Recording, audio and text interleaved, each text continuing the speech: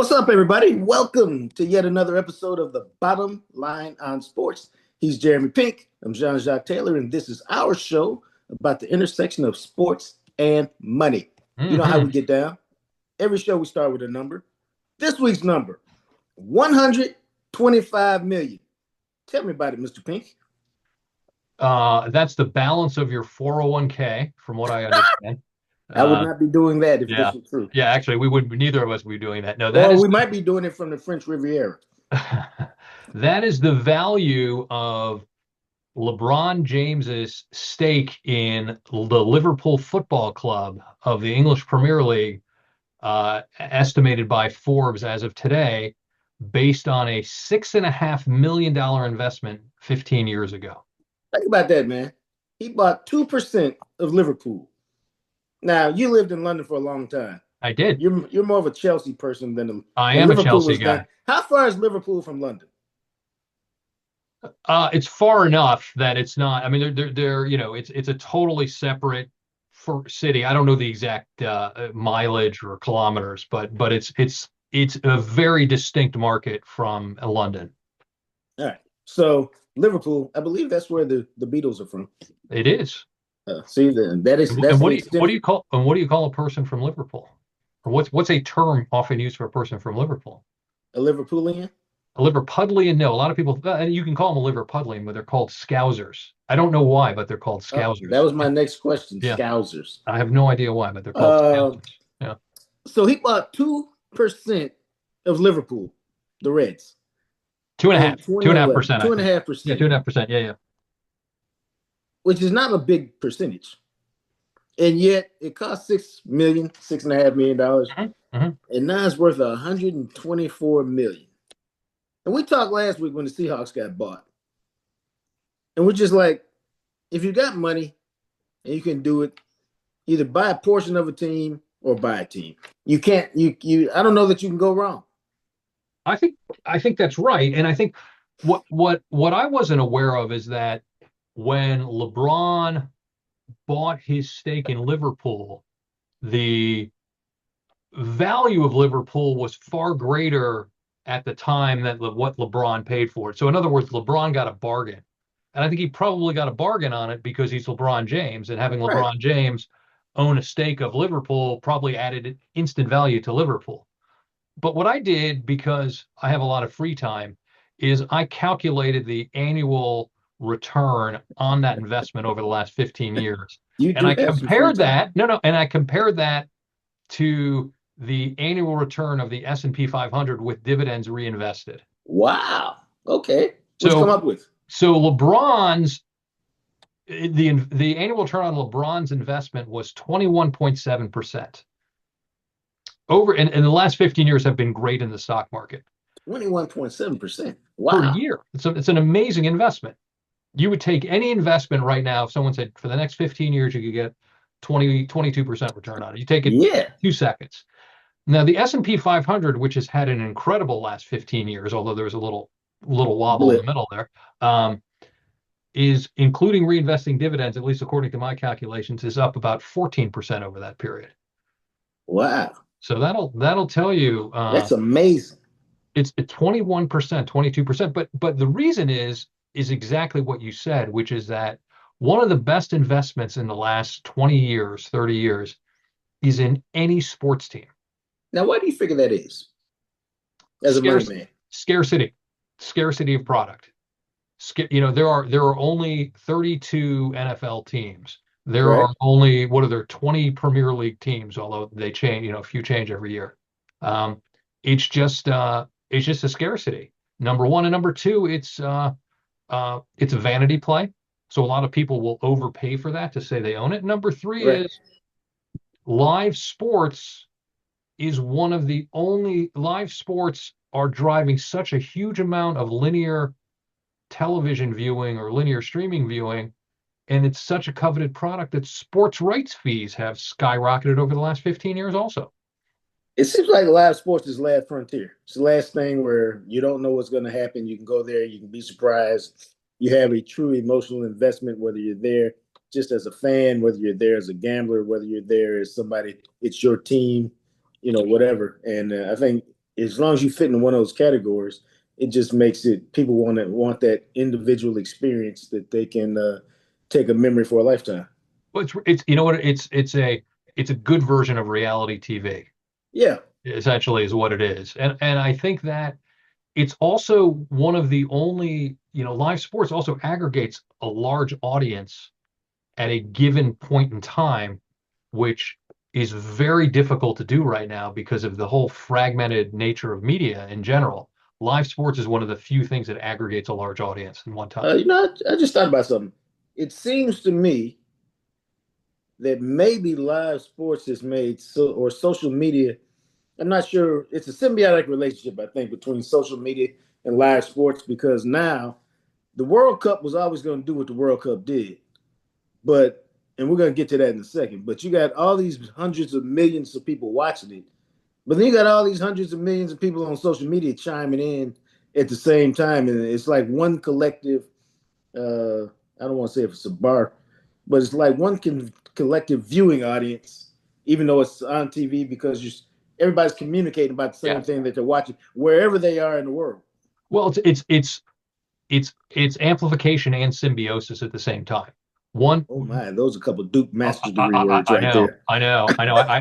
I heard it coming out of my mouth, and you can practically hear people switching away from the podcast right now after I said that. But putting that aside, it's the social media amplifies the game Right? because what I will do. I'm not a huge user of Twitter, but what I Yeah, do use Twitter for is to kind of look at what type of reaction yeah, an audience may have to a sporting event, or if I see something, I want to know if was I crazy? Did I actually see it? Or are other people seeing it yeah, yeah, yeah. at the same time as me? So I use that. So I'm a live sports viewer first, and I look at Twitter second. I think you have other consumers are the opposite way, but they are symbiotic because they feed off of one another, and they each platform amplifies another while the event's going on.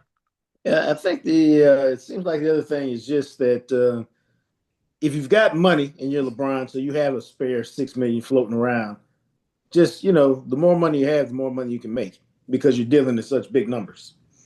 That's exactly right. And he's also essentially was able to invest at a discount. And that's you, and you have that opportunity when you're a LeBron James, who is, I mean, I know we want to get to our next topic. Where's he going? Miami? Cleveland? Okay, do you believe what happened today? And we're taping the show on Wednesday evening, Oh, where the the Miami Heat put out the oh we accidentally we're preparing, which you should do. We accidentally put out I, our I preparing I link. actually think that's an honest I think that's an honest mistake. You and I both worked at you worked at Right? real jobs at newspapers. I worked in newspapers for a short period of time. But you and I both know that newspapers prep obituaries Yeah, all the time. So my guess is that the social media team has prepped they've got prepped yeah, everything. yeah, for Cleveland, for Golden State, well, they did, Matter of Miami did, fact, but yeah. I'll give you a quick. All of this happened 25 years ago.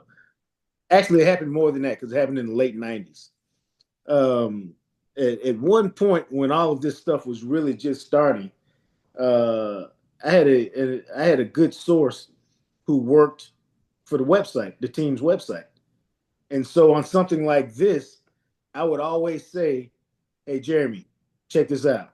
When they call you to write your story, call me or get in touch with me Right. because once they call you, it's moving, and then once it's moving, Oh, I I can see. call my people and say, "Hey, it's my understanding that A, B, and C is happening." And because at that point I was a good reporter, they'll be like, "Did he figure this out already?" And you can get the story, and I can move when you move. And Yeah, that makes so and so those beat reporters, trust me, are touching base with those social media teams if they got sources over there saying, when you get the call to go, let me know so I can go. yeah, it makes perfect sense. So There's a little insight into why I was a badass. uh, it makes perfect sense. I think it was an honest mistake. Do you think it was an honest mistake or not? I'm so suspicious. I believe. Well, see, the question is not whether it's an honest mistake. The question is whether you believe that's where he's going. And they mistakenly put it out there too soon. Yeah, I understand that. Yeah, I think that they were. So I think his social media team was prepping for this on the chance that it might happen, and it went out there accidentally. I think he. Is what I think. I was kind of leaning toward Miami of the three because you're not. I don't think Cleveland is prepared to win. I don't think Golden State, even if he goes there, is equipped to beat Oklahoma City and San Antonio. And that leaves Miami, which is equipped to compete. If you're LeBron, you go. If I go back to Miami, we're equipped to play with the best teams in the East. And the question is, with Bam, with Giannis, with me, do we have enough guard play? Do we have enough outside shooting? And if not, do we have enough assets to acquire that during the season? And if so, but what I'm saying is Miami gives you the best chance to make one more run at the So, finals. so, so Miami, you think he's going to Miami? Yeah. If you had to pick, yeah, I agree. I agree for a slightly different reason, which The is chicks that on South Beach. well, he can play a lot of golf in Miami, and it's good weather year round. That's true. But I think one of the to me a major reason why Miami will be very attractive to him is because he'll have the ball in his hands the whole time. In these other places, he won't. And he I thought you were gonna say no state income tax. Um Well, after that's he's true been too. after he's been playing in California for 8 years. Uh, I you know what that's a good point, and he may have, and I don't know this, but because he played with Bam on the Olympic team, because he's played with Giannis, he may have enough respect for them where he doesn't feel like he needs to be the epicenter of everything, and he can lay back, let them do the heavy lifting, and then save himself so that at winning time he can then go. I can go be LeBron for Mhm. the fourth quarter, the last 5 minutes, because I Mhm. haven't had to do all this heavy lifting Mhm. during the game. I think that's fair. I think that's totally fair. Anyway, bottom line on LeBron's investment in Liverpool for you. It's fantastic, and I wish I had an extra 6 million to spare. Bottom line for me is you get a chance to invest in a professional sports team, particularly at a discount, do it. Now, before we move into the World Cup, um, Liverpool is 4 hours north of Yeah. London, That's and they call them Scousers because of a hearty meat and potato stew that was a staple for sailors and working class in the 19th century. So there. now So they you know. named them after a soup. Now you know. Yeah, the It's not quite Paul Harvey, yeah, but hey, yeah, uh, that's the best I can do for you. yeah. World Cup. First off, Spain wins 1-0. It was a weird game to me. It was a game the way I hoped it didn't play out the way it did. I needed Spain to score early so that Argentina would press, as opposed because you saw how the game changed once they went up 1-0. All of a No, sudden, Argentina was like, it was watchable after it was up after they were up 1-0. Yeah. but dude, before that, it was like, oh my god, this Well, is if the matches were like that in the opening round, this World Cup would not have had the ratings that it did. no. Matter of fact, it's the exact opposite. There were more goals scored in this World Cup than any other World Precisely, Cup. precisely. Um, what did I say? I said, oh, this is what I said on Twitter the other day about Spain. I said they play a very effective defensive style. It's kind of like watching Mayweather fight. That's good. That's a very good analogy. That's a very good analogy. I mean, I can't fault them because it's very good. It's very technical. It's brilliant the way they play. But jeez, Yeah, it's brutal. Yeah, I mean, it's like damn near watching Italy play. you're right. It can be, but I mean they control the midfield like I've never seen before. That's what I'm Uh, saying. I mean, it's not their yeah, fault that they're better than everybody yeah, else. they're so much better. I mean, my takeaway from that was watching the Final Four teams. They are so much better than the United States is right now that it's Well, it's hard to yeah. believe. Yeah. Well, now I said all that, but I should also say that had Pickford not played, that's their goalie. No, they got Martinez. I'm thinking about the other game. Yeah, yeah, yeah. Uh, Oh, you're thinking I about was thinking Belgium. about the England game where I go, well, geez, if Pickford hadn't played great, they'd have lost 8-0. But no, in this game, they didn't get tested. I meant the flip side, which is if Martinez had not played great, then Spain might have beat them 5-0, and I think that's right. Yeah. I wouldn't be saying it was such a boring game because they'd have put up five on them. Right, right.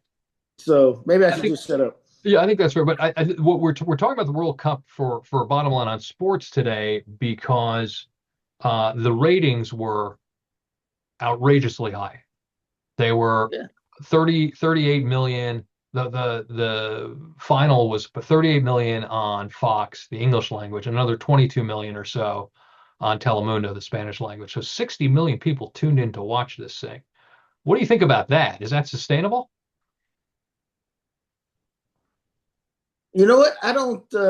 Okay, no, it's not sustainable because here's why. When it's in Europe in 4 years, you're not going to have those kind of American numbers because unless you're hardcore, you're not going to be staying up. You I know, totally agree. I think with it's this, most of it's going to be what about a 6 hour time yeah, difference? 5 to 6 hours. Yeah, Yeah, and you know, I wrote down like that's my number one thing that I wrote down here is that I think the impact of having it in a North American time zone is so important yeah, that and it appears that as long as you have a US team that has a couple of stars that play or has a couple of people, you know, they win a couple of games, people will watch, you know, the right. first few rounds. Um, and as long as there are big stars playing in general, the Mbappes, the Hollands of the world, people will watch. But the Well, time zone impact, I think, will have, you know, I think the time zone impact will probably the time zone impact can cut both ways because if it's a 5 or 6 hour time difference, that means a lot of the games that the U.S. plays, and maybe they'll put a lot of the higher profile games prime time, in prime time in the East Coast. right? But the soccer audience is much bigger in Europe.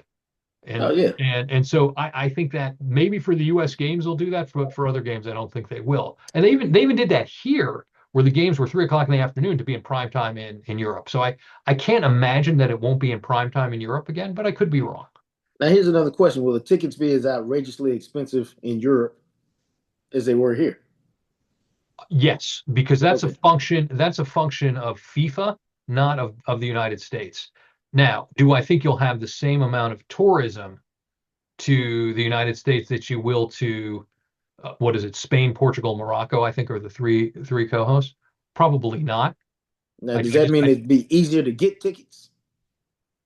I think the I no I think that FIFA is going to constrain supply in a similar way that it did now. So I think that they're going to be the ones controlling supply and they're going to be controlling prices because they were so it was so effective this time. So I don't think that's going to change much at all. Yeah. Well, no. I think the other thing that helped the tournament in general, and we've talked about it several times, is the stars all showed up. They did. So, I'm not anticipating Messi playing in the next one. And so, but Mbappe will be in his prime. Well, Harry Kane, he's 32, I think. I don't. Well, Lamine Yamal is from He's Spain. He's right, going to be he's going to be the face of the World Cup in 23. right, Also, because he's only that going to be other 23 years old. that other midfielder, I think is he a midfielder or I can't remember. He's a midfielder or center back. That other 19-year-old that they have on that team, actually, what was his name? Pusardi. I can't remember his name. Yeah, He was actually named. There's an award for the young player of the tournament. and it was him. It was him. It wasn't Lamine Yamal. But they have two incredible superstars who will be in their soccer prime while the World Cup is being played in Spain. So I think that they will be, especially Lamine Yamal, will be an Yeah, enormous star by then. uh, and they're playing in his home country, so yeah. Exactly, Um, exactly. but you got Harling will still be playing, I think, Yeah. and Oh, Mbappe will still be Holland will be playing, 27, 28, I think. and then there'll be some new stars that we haven't heard about that emerge. But here's the thing: as long as the stars show up that the way they showed up in this tournament, and maybe they will, because you alluded to it before, they're expanding the tournament, so you'll get lesser teams in, and they will have a chance to do their thing Yeah, against they'll the be able to lesser score. teams. Yeah. Uh, You know what the U.S. needs? and I'm not the first person to say this, the U.S. needs their own version of Erling Haaland because the U.S. is not a developed enough soccer country to be competitive against. Right. They're not even competitive against Belgium and the Netherlands. They're not even competitive against the second tier Right. They're European on the teams. outside of the top 10. Yeah, exactly. They're probably at the bottom of the second tier of European teams or at the top of the third tier of the European teams in terms of quality. But if they can get their own version of Erling Haaland in there, or their own version, like a big, superstar in there that's an American soccer player, You mean uh, just a physically imposing dude? yeah, you need somebody in there who's like, who's really good. Kind of like, there aren't that many great French basketball players, but Victor Wembanyama is a great player. There aren't great Norwegian soccer players except for Erling Haaland. If you can No, find, that's a great point. Like he is the one. yeah, if you find, Pulisic clearly isn't that guy. No, And and the more you read and hear about him, he don't want to be that guy, or he's not yeah, built yeah, to I be had that read that. guy. I had read something very similar. And Like but I think, you gotta want the smoke when it's coming, yeah, and you gotta embrace it, and you gotta be like, "Yo, here I am," da da da da da. And it's okay to me. It's okay if that's not you. Now people put it on you because you're the most talented player, but I've seen other teams in my years of covering sports where the most talented player is like, I don't want to be that of guy. course. Can I be number two? Yeah, but I think the star has to be somebody like, you know, kind of like Lamine Yamal, who kind of looks the part, is somebody like Mbappe, who is just, incredibly talented. Somebody like Holland, who just is just this odd player who touches the ball three times a game and scores twice. You know, Yeah. if you can find some sort of American equivalent, and I don't think you'll find an Mbappe or Yamal, I think the likelihood of finding a Holland is greater for an American star than Now it is. here's what's interesting. That's interesting. That's a good question. Is it easier to find a Yamin, a Harland, or an Mbappe? Oh, If you were looking for one. if you look, without question, Holland to me. See, I would almost say, I see where you're going. I would almost say Mbappe only because so much of his game is built on he must run like 4-2. You know, Oh yeah, his yeah, acceleration yeah. and his speed is so much better than everybody else's that he hits that gear and he is like gone. Did you know that I saw Mbappe and Messi play together when they were at PSG? You know, they were only there for like 2 years or a Yeah, year. I was there. I was there. Neymar was on that team too. Neymar, I saw Neymar too. I used to play with PSG on FIFA. I have Wow, that was where'd you see him at? In England or in in France? no in Paris at Parc du Prince. Oh, you went to their stadium and watched them Of play? course, of course. We were in my overprivileged life. We were in I was with the kids and we were there for their spring break. We went to Right? Paris for the spring break, and they wanted to see a soccer match, and there was a PSG was playing, and we got Wow. to see it. It was fantastic. I bet it was. I bet it was. Now, who did they play?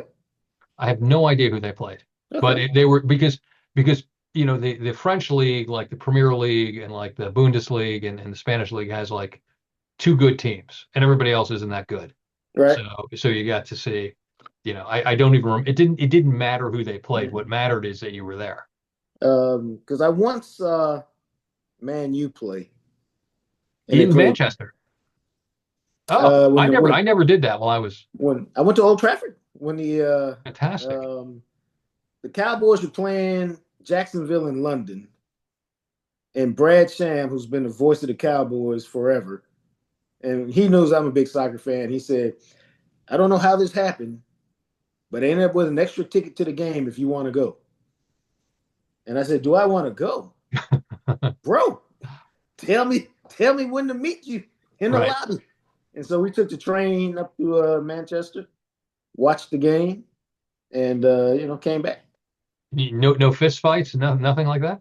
No, but we asked them to help us teach the songs of on the way up on the train because they Right. started singing, Right. And we're like, okay, what are y'all thinking? And we'd like, and the only thing that was interesting to me, no fisticuffs, but I really saw like the Crystal Palace fans were right here, and they had security all around Of course. whatever Of course. little part of the stadium they were in, trying to make sure nothing happened. And then my only other game I watched, we went cross town and watched Fulham play somebody at their stadium. Oh So yeah, Fulham's a good that's Fulham's a when they nice. were division. That's before they got moved up. Oh, okay. So Fulham kind of goes in and out. Right. So So this they is were one owned of those years they were out. So they were when I was there, top and of I'm the not. second division. Yeah, when I was there, they were owned by the owner of Harrods, the big department store in Yeah. London, and I don't know if they still are. I think he sold them a while ago, but yeah, no, I used to live not too far from Chelsea and used to Yeah. go to some of their matches. So I know that's a lot of soccer talk for y'all, but I know, I it's know. interesting. Bottom line for me, man, the World Cup is going to do big numbers in 4 years from now, but it won't be quite as big as they did in the U.S. Yeah, bottom line for me, tend to agree with that. I think they're going to do good numbers. I think they'll do great numbers if the U.S. can find a star in 4 years, and if you have a number of games on in prime time. But I don't think it will do what it did this time. No, I don't think so. Let's move on to the National Football League. Hmm.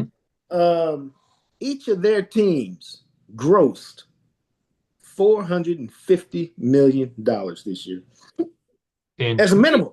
for the 2025 season. It's amazing. I'm looking. That's crazy. The NFL in total, that means it was $14 billion in total revenue they reported this week. And so each Yes, team gets 450 million. That's insane. I was gonna say that's at a minimum because the Dallas Cowboys got more than that because they Well, that's got their own true. marketing That's deal true. and all their own sponsorship deals. So how much money did they get in 10 years ago? Do you know that? I'm gonna say each team probably got 28 million, 280 million Oh, 10 years ago. close, close. 244. See, Yeah. I do it in my head. I try to remember in general where the salary cap is because salary Yeah, cap is yeah. That's the percentage of the gross revenues, yeah, yeah, and yeah, yeah. that's why you can always say, well, we can pay Pink this because the cap is going up every year, and so what seems like a huge, and you can tell really how the NFL is just printing money because 5 years ago, 10 years ago, hey man, we don't want to cut Taylor because he's going to count 17 million against the cap. Oh my God, that's such a big amount of dead money. We used to Right. do story after story after story on dead money, which is money you're paying players no longer on your team. And now the cap is so big that we don't even do dead money stories Oh, anymore because they go, we'll just trade Pink, we'll absorb that $85 yeah. million, 45 this year, 40 next year, and It's keep it it's the moving. it's the Russell Wilson story. Right. Yeah. It's exactly. Or if we think we're going to suck this year, we'll just take it all this year. Right. Right. And so that's my way of saying teams can always do what they want to. They're not capped. They're not strapped by the salary cap. That's just what they tell the public. They can literally do whatever they Mm, choose to do mm, financially, mm, with no real ramifications. mm. I mean, it's no different than any of us. Yeah, you'd like to have a little more money on your credit card balance if you've spent a lot over Christmas or something, or you had to buy a washer. But it's not the end of the world that you got this balance that you got. The amazing thing about the $450 million that each team is getting, Yeah. 450 million, but the amazing thing about that number, and this is according to a Sportico article, is that, and I'm going to read directly from it, is that the per Yes. team payout from the media and other league deals is more than the combined total of respective league payouts for NBA, NHL, and MLB teams. That, Combined. yeah, that'll just show you how big and how much the NFL Well, let dominates. me ask you this. It seems to me the vibe I get, I don't have the statistical evidence to prove it, Mhm. but it just seems like the NFL has just zoomed off from these other leagues in the last 20, 25 years. And why do you think that is? Because it seems like the sports popularity is just it used to be baseball was America's pastime, and then when Jordan was here, there's a big basketball thing. Hockey's always been a little brother, but now football is King Kong, and there's nobody close. That's 100% right. And I think there's a couple of reasons. Football is a game that is great, and it's better to watch football on television than in person in many ways. Yeah, Um, yeah, yeah, yeah. whereas I think hockey's the opposite. Hockey's much better to watch in Whew. person than on television. All And right. I kind of think the same thing about basketball. I think basketball's better to watch in person than basketball's somewhere in the middle. But what's happened because it's such a quintessentially television sport, Yeah. um, and the vast majority of the revenue that the NFL derives comes from their media deals. Right. And the fact that live sports is the biggest thing in TV right now, in fact, the only thing left in TV now, with maybe with my old world of live television news, but it essentially dwarfs it. All of those factors together have made the NFL just a juggernaut, and that's why the NFL is looking to renegotiate its media deals. So they renegotiate their media deals. That 450 number is going way up. Oh, they're definitely going to renegotiate them because they're Of course they are. and they have to renegotiate them. I mean, I'm sure they got an opt in, but even if they didn't, they'll just be like, if you don't renegotiate this deal when it's time to open up in however many years, we will hurt you so badly you'll wish you had. You Well, know what I'm saying? you're 100% right. And also, it isn't a coincidence that the NFL announced or made it known, somebody made it known that Roger Goodell is going to be signing a new contract because Yeah, so he ain't going nowhere. so they want Goodell to renegotiate these media rights. Yeah, And I because he's think, been good at it. yeah, absolutely. And so once he does that, that'll probably be the last media rights contract that he negotiates for them. And this will always be interesting because, as you said, the Netflix and the Amazons, all these other people are getting involved where football is not their main thing. And at some point, will the NFL be so exposed that, when you get away from the networks that need you to the people that don't need you, um, will there just be an exposure for them that they don't consider that comes back to bite them down the road?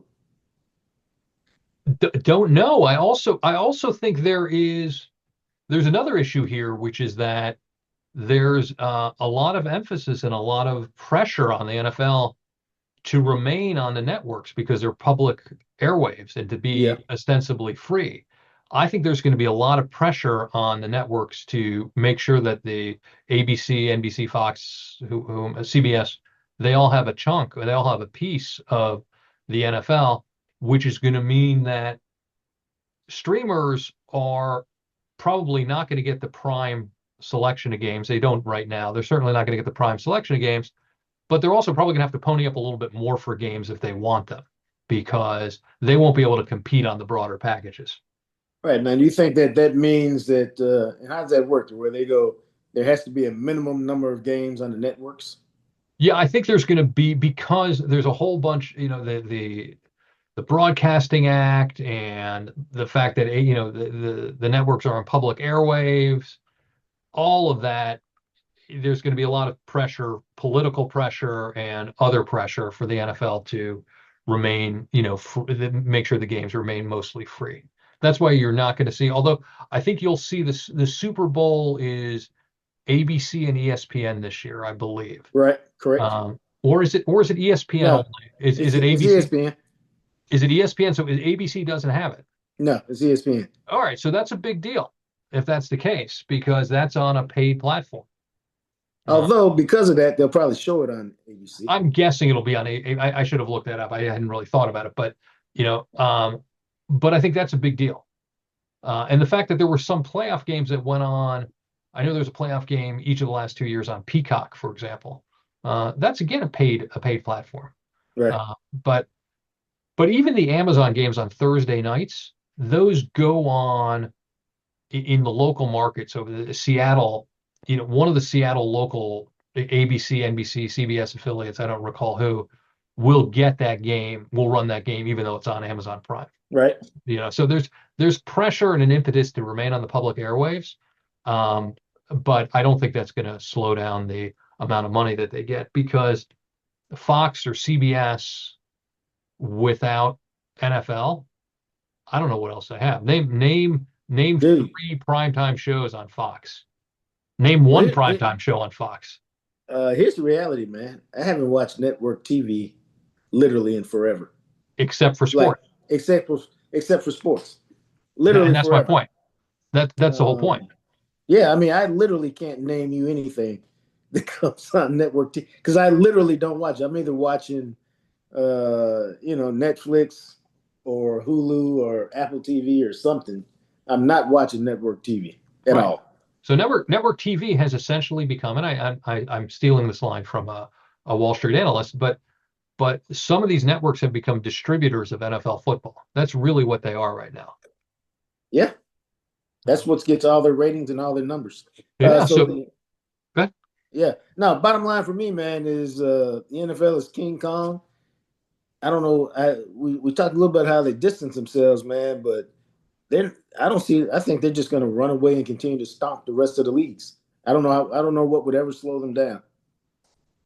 bottom, there's a number of things that could slow them down, which are, but I don't think we should get into that now. But including like injuries, including long-term effects of the game, uh, Okay, that was in the back of my head, over although I over was thinking something much more tragic.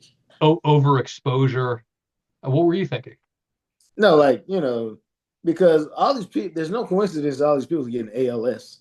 All these football players are getting Oh, ALS. the Chris Johnson story is heartbreaking. And Yeah. that number is only going to get bigger and larger in the Right. next 10 years. Yeah. So it's gonna, and so that, and then it says how long before people, the thing is, how long is that, or what does that take for people, for the trickle down effect to be, oh, my kid can't play football, Right. and I don't know how long that takes. And in Yeah. some places like Texas where I grew up, I don't know, they'll be the last Yeah. ones to the party. There's an old sort of cliche that change happens slowly Yeah, and then all at once. right. And so I think that'll happen in football, where it's going to happen slowly, where people are going to start to say, huh, this is a violent game and a lot of people are getting hurt, and they're not just getting hurt for the short term, they're getting hurt for the long term. And Right. then one day that change is going to be, everybody's going to think that. Now I think we're years and years away from that, Yeah. but the bottom line for me is that one of the biggest sports stories of the next 12 months, aside from the potential labor strife with Major League Baseball, one of the biggest sports stories in the next 12 months is going to be a staggering amount of money that the NFL renegotiates its next media deals. Yeah, I get down with that. Before we move into our favorite topic of the week, which is the Ohio State Buckeyes, don't forget to subscribe, rate, review. We can use all the help that we can get. So go ahead, take a second, do that right now. Okay, appreciate you. Um, Ohio State is getting a patch sooner or later. I think it's closer to sooner than later.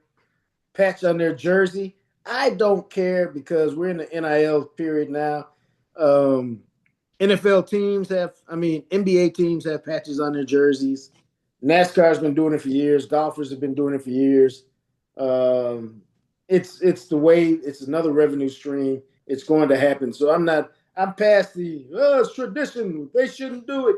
Hey man, running backs cost $2 million these days. You got to have some revenue. Except if you're from Tennessee, then you cost a lot more. But the sponsorship patch uh, is inevitable. And I'm also not a traditionalist or a purist. It's because college football is essentially a professional sport right now. So of course they're Yeah, going to get it. And I didn't know what Rakuten was until the Golden State Warriors started wearing a Rakuten patch on their jerseys. I still don't understand what it does, but I've heard of it because of the patch, and I think it's pretty effective. And you're right. You look at tennis, look at golf, you look at NASCAR as the one that's most in your face. yeah. Um, it's Bowling. it's it's it's bowling. Is that true? Bowling? Yeah, man, they got patches all over their little golf bowling shirts. I saw this Australian guy who was bowling with two hands. Have, and again, I don't know. I didn't like that, but that's neither here nor there. Uh, but yeah, but I think it's inevitable, and I think it's the beginning. And I think Ohio State, it's not confirmed yet, though. Although I think you sent me a post of somebody on Twitter who posted an image of an Ohio State player wearing a jersey that appeared to show a patch from Chase Bank. Right. Yeah, Um, who knows if Ironically, that's real? Chase just signed, just put a patch on the Mavericks jersey like a week ago or 2 weeks ago. Oh, that's interesting. Uh, Yeah. yeah. So So what brand, if you could pick a brand that you would like to see on an Ohio State jersey and a brand that you wouldn't like to see on Ohio State jersey, is there any brand that you would say, man, that would be a great brand to have, or another brand saying I can't have that? OnlyFans should be one of my answers. I'm, I'm not sure which one. Uh-huh. Uh, if I would put Apple on my jersey. Oh, that would be a good brand. I mean, that would be the best one.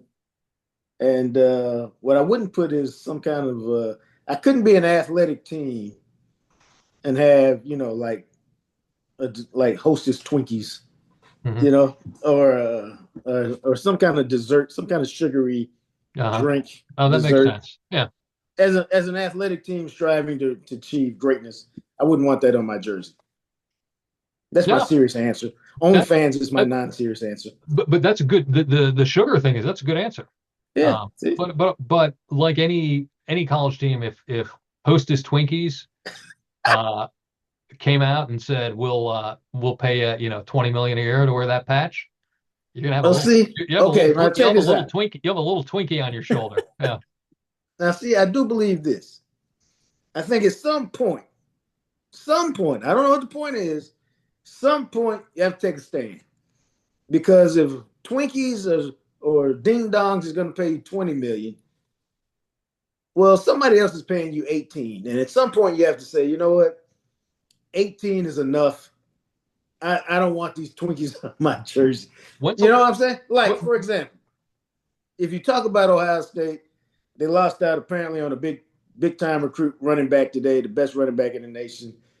And apparently, reportedly, Tennessee paid him $2 million a year and allowed him to wear the number 0, which I guess is his deal. Well, of course, Ohio State just started this tradition about the block O, blah, blah, blah.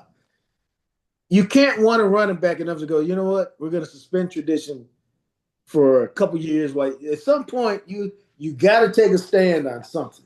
yeah, he was going to Tennessee anyway. I think that was an excuse for Ohio State to not get him, but that's neither here nor there.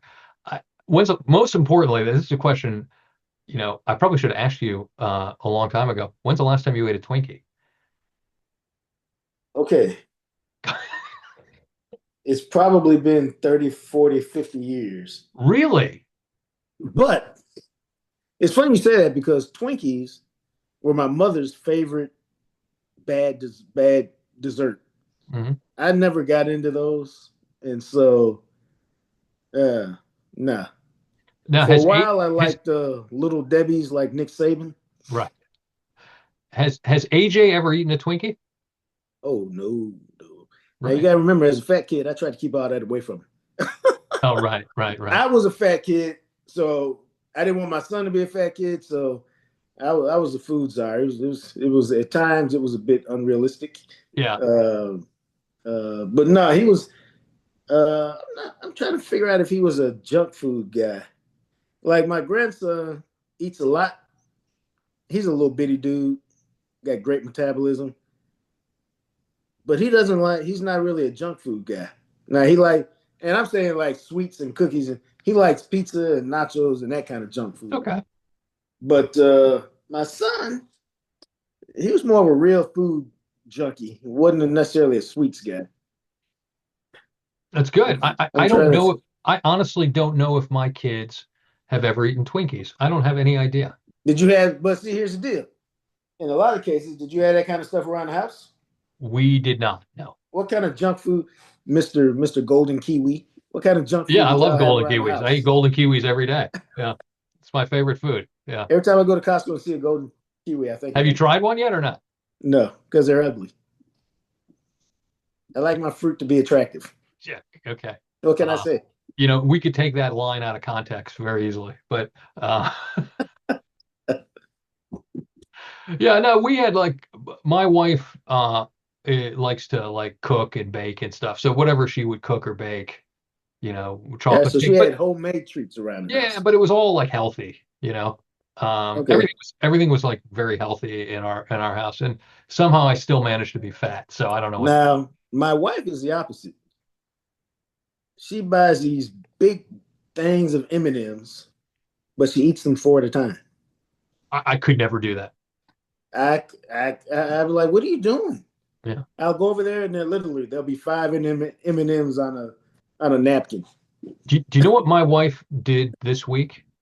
She likes these uh frozen yogurt bars called Yasso, Yasso. I don't know if you ever had them. They're these frozen No, yogurt, like they're a little like, they look like the old Good Humor things or the right? Haagen-Dazs.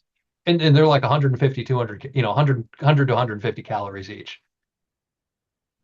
She ate half of one and put it back and like ate another half of it.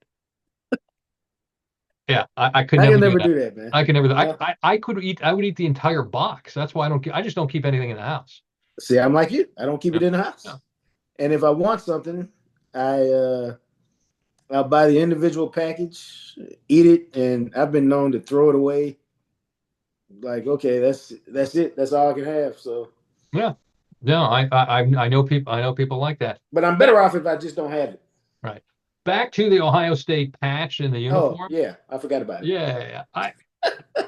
I think they're going to get Kroger as the patch, which is the Ooh. grocery store because they're a big sponsor. But the best patch that they could have had to me, you spent what 5 or 6 years in Columbus in total, something like Skyline that. chili patch. It's kind of like Chili Cincinnati. No, do you remember a grocery store in Columbus called Big Bear? Yeah, yeah. That I would be the live around the single corner from best Big Bear. patch they could possibly have. But Big Bear doesn't exist anymore, I unfortunately. was gonna say I lived in Victorian Village. There was Big Bear right on the corner of Oh, I know First and exactly. something. I know exactly that Big Bear. Yeah. Oh, you live right near Wendy, right? Because Wendy was in Victoria Village. Yeah. Yeah, yeah. One of our mutual friends. Yeah. So, yeah. Oh, Bottom line for me, man, more money, more money, more money. Get all the patches you need, fellas. We got a big roster to pay for. but bottom line for me, I just wish they would bring Big Bear back. I miss Big Bear. But they used to have a food line in Texas too.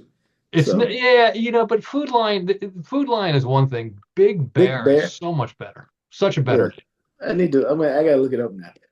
It's Jeremy Pink. I'm Jean Jacques Taylor. We appreciate you hanging out with us on the Bottom Line on Sports. Don't forget to subscribe, rate, review. We'll holler at you guys next week. We'll holler at you guys next week. And you can also send us an email, bottomlineonsports@gmail.com, bottomlineonsports@gmail.com. We will see you next week.